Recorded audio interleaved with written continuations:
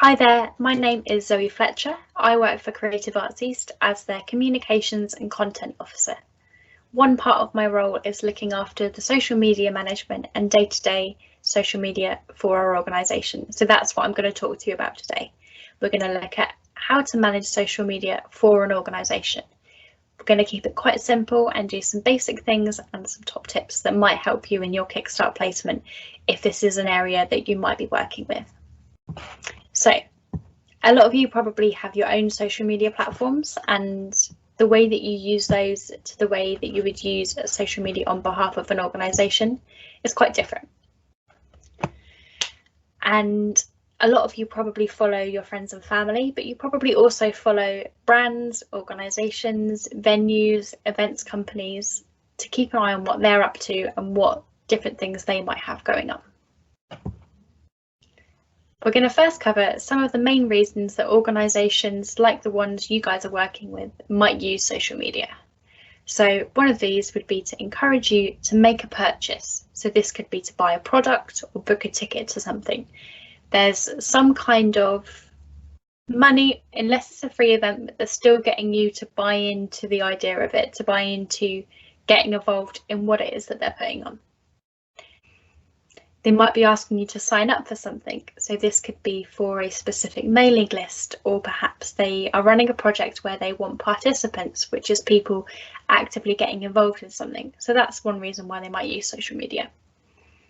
They would also use it to advertise. So this could be for a particular work vacancy they've got going on, could be a voluntary role, but also a lot of arts and cultural organisations use social media to advertise for freelancers to get involved in projects. So maybe they want local writers, local photographers to all to come together and culminate in a bigger project, a bigger piece of work that they're doing. They will also use it to highlight the actual work and activities they've got going on. So this could be photos and videos of work in progress. It could be trailers. It could be films that they've had made of past work, blog pieces, quotes from participants, anything like that, to show you that this is what we do, this is the kind of thing we've done in the past, this is what we're currently working on. They might also use it to encourage donations or publicise fundraising appeals.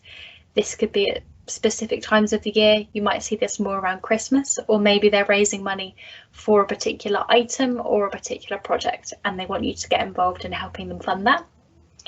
And they could also use their platforms to share news and content that is relevant to their sector, to the region, to the art form. This could be press articles, blog pieces, tweets, posts, things from other organisations that they feel are still relevant to their own followers. Now, here at Creative Arts East, we mainly use what I call the big three, which are Facebook, Twitter and Instagram. And I would imagine that this is probably true for the organisations that you'll be working with.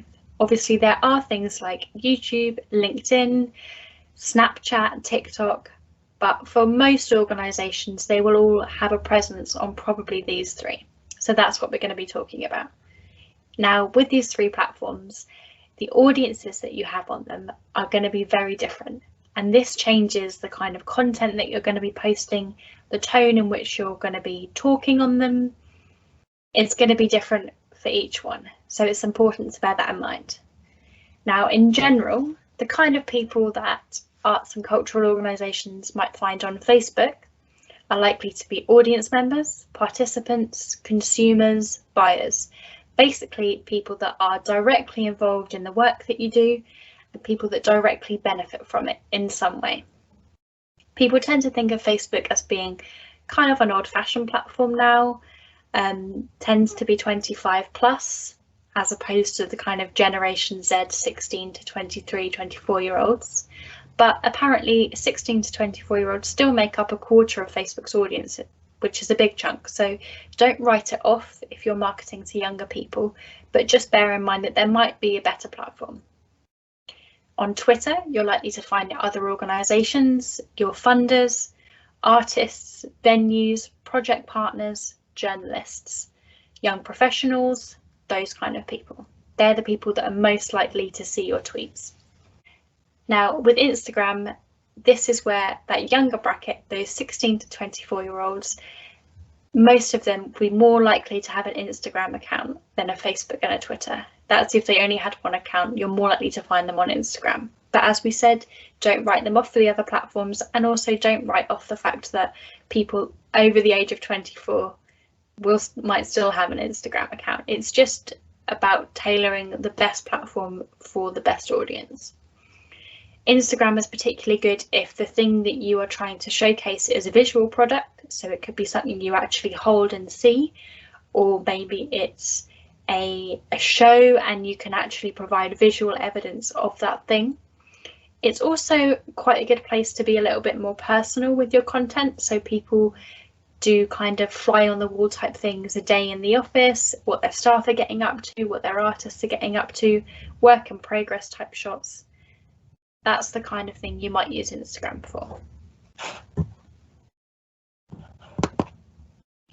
Now we're going to talk about the voice of your organisation. So this is really important to bear in mind because, as I said before, representing an organisation on social media is very different from when it's just you talking to your own followers and friends and family.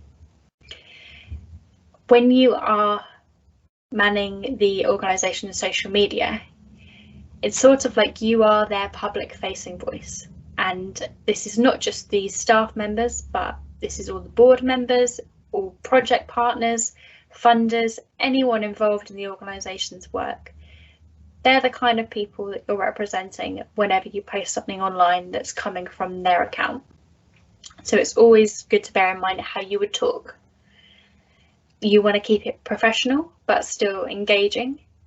So it's not too dry and boring, but not too casual as if you were just talking to a friend. It's about getting that balance right, because you still want the engagement, but it's, like I said, bearing in mind who you're representing. Obviously, you wouldn't swear or use inappropriate language because of this. And another point as well, which I think is really important to bear in mind, is the tense that you speak in. So this is like first, second, or third person. Now, I always use second person when speaking on behalf of an organisation.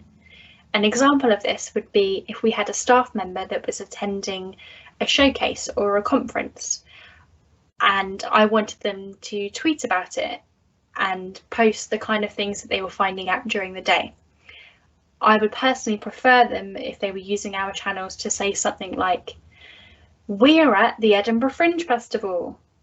This is what we're seeing," or "Our community touring manager is having a great time at the Edinburgh Fringe Festival. She's seen this fantastic show by this performance company," as opposed to them saying, "I'm at the Edinburgh Fringe Festival."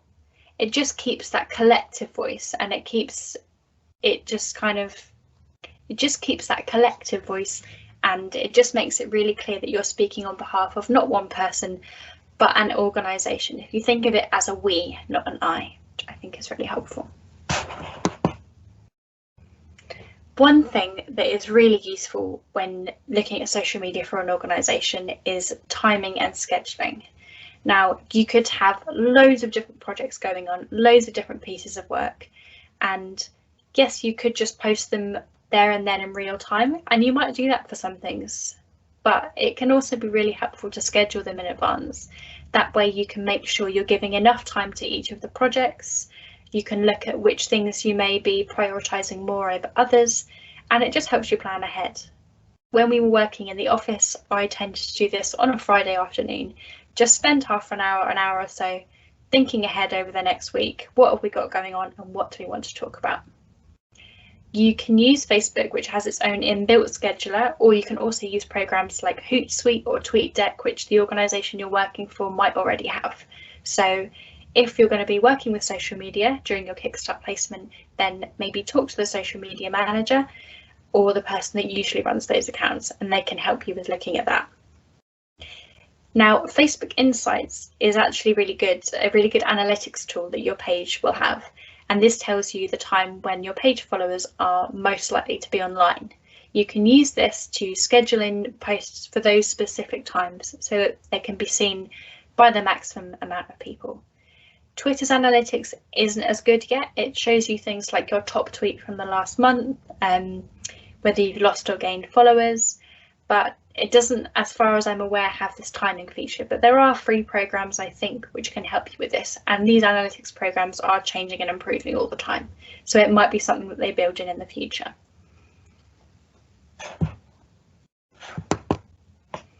Now we're just going to look at some top tips for increasing your engagement. So you've written some really good posts, you know why you've put it on Facebook, Twitter and Instagram, you've tailored it to those specific audiences. How can you get it seen by even more people?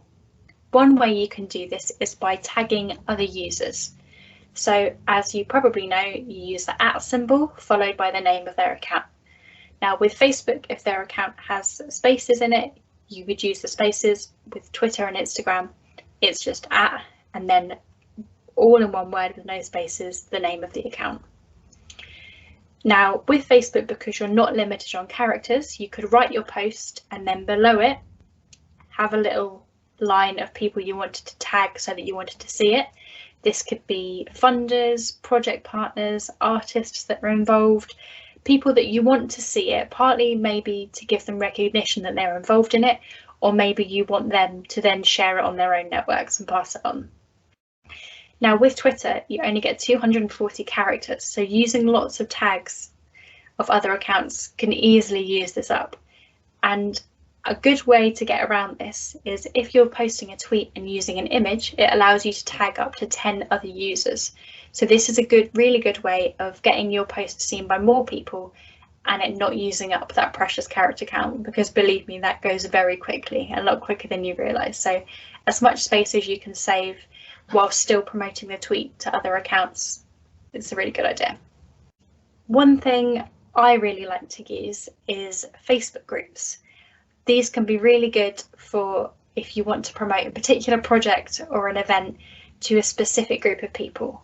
I really like the regional ones. For example, if you are putting on something or you've got a project or an event happening in Kings Lynn, you can search on Facebook and there will be tons of community Facebook groups specifically for those residents. You can join them as your page, and as long as you're not posting too heavily in them, an occasional post about a specific project directly happening in that area can really help you target those people and get them to come along or buy a ticket or sign up, whatever it is you want them to do. As well as just regional ones, there are also ones for other specific groups of people. So there might be a local new mums group or a local acro yoga group or something. If you do a bit of searching on Facebook, find out which groups are around in your area. There will definitely be some that are relevant to whatever it is you're trying to market. Another really good way of increasing your engagement is to use hashtags or tie in with particular current events or awareness days or weeks that are going on. For example, in May, it's Dementia Action Week. There are also environmental and sustainability weeks. There's carers weeks, lots and loads of different things. And a lot of these have a specific hashtag associated with them. You might have seen recently it was International Women's Day. And if you use that hashtag in a post, or if you see that hashtag and click on it, it takes you to everyone else that's posted about that topic. So this is a really good way of tying whatever it is you're working on into a bigger conversation and getting it seen often by people that wouldn't ordinarily see your posts or follow you. Another way you can increase engagement is through advertising or by doing paid and promoted posts. This can be really useful. Maybe it's because you're struggling to sell something or you're struggling to get people to come along to an event that you're running. Even putting something like £10 behind the post can really push that out to more people. And with Facebook, their advertising tools are really quite advanced. You can select an area radius of who you want to reach. You can select age ranges, interests, the kind of way that they use Facebook, the job that they might have. Depends how specific you want to go with them. But we found that even a small amount of budget can really push your engagement that bit further. I'm just going to leave you with some final content tips now. As I've said a few times before, when you're speaking on social media on behalf of your organisation, you want to be clear, professional but engaging. One tip for doing this as well is adding a picture or a link to your post. These are proven to get a lot more engagement. When I say engagement, I mean links, comments, shares, retweets, page views, link follows, those kind of things. They're a lot more engaging than just text. So even if you haven't got an image that directly is associated with what it is that you're posting about, the organisation you're working for should hopefully have some kind of folder or an image bank of good high quality images that are slightly relevant, that will just add that little bit more to your post, so it's not just text. It's also important to bear in mind that you should use the right image size for each platform. For example, Instagram has a very specific size, so if you post an A4 picture on Instagram or an A4 poster, you're not going to get that whole image in. And when people visit your profile, it'll look kind of weird in the grid, in the little squares.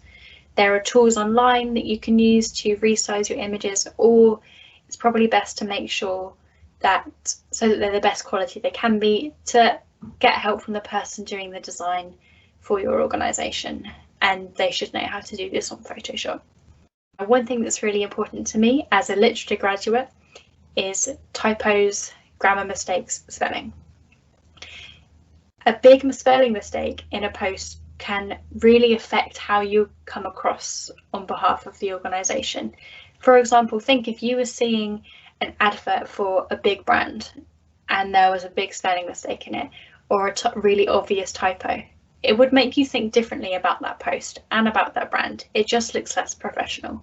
Now, I know for a lot of people this isn't everyone's strong suit, so one thing that could be really helpful if you are worried about this is perhaps try typing your posts out in a Word document first.